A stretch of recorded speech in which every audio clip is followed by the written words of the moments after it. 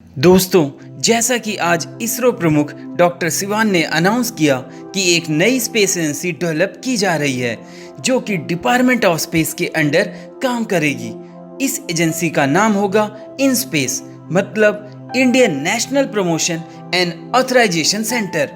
ये agency department of space के direct नीचे रहेगी और इसरो के पैरेलल काम करेगी। कहने का मतलब ये है कि ये डीओटी के नीचे ऑटोनोमस एजेंसी होगी। इस एजेंसी में इसरो से जुड़े हुए पुराने साइंटिस्ट, कुछ यंग साइंटिस्ट और कुछ प्राइवेट सेक्टर के लोग काम करेंगे। इसका उद्देश्य प्राइवेट इंडस्ट्रीज की स्पेस रिलेटेड एक्टिविटीज को प्रमोट और रेगुलेट करना होगा। आप एक तरीके से समझ सकते हैं जैसे यूएसए में नासा ने अपने आप को स्पेस लॉन्च की रिस्पॉन्सिबिलिटी से अलग कर लिया है, वैसा ही इंडिया में भी होने वाला है। यूएसए में स्पेस रिसर्च का काम नासा करता है, लेकिन satellite launching, even satellite building का काम भी बहुत सी प्राइवेट कंपनीज के हाथ में सौंप दिया गया है। इसी तर्ज पर यहाँ भी काम होने वाला है, बस फर्क इतना है कि प्राइवेट कंपनीज के वर्क को भी रेगुलेट करता है, लेकिन इंडिया में प्राइवेट स्पेस एजेंसीज के वर्क को रेगुलेट करने का काम इन स्पेस को सौंपा जा रहा है।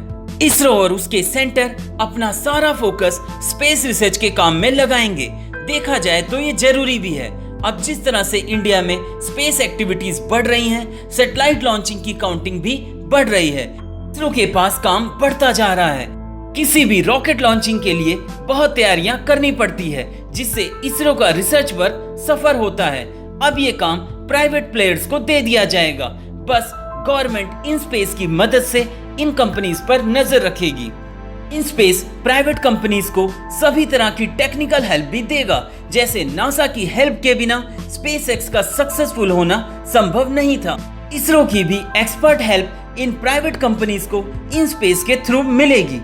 इन स्पेस ये इंश्योर करेगा कि प्राइवेट प्लेयर्स को पूरी मदद मिले, जिससे वो जल्दी कई लॉन्चेस कर सकें। इसरो के डेवलप किए हुए कई बेशकीमती संसाधन जैसे rocket launch pad, testing facilities को ये कंपनीज एक्सेस कर पाएंगी इन स्पेस के थ्रू।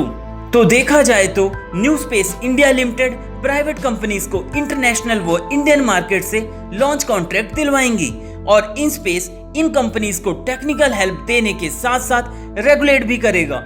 इससे इसरो के दो पार्ट नहीं होंगे।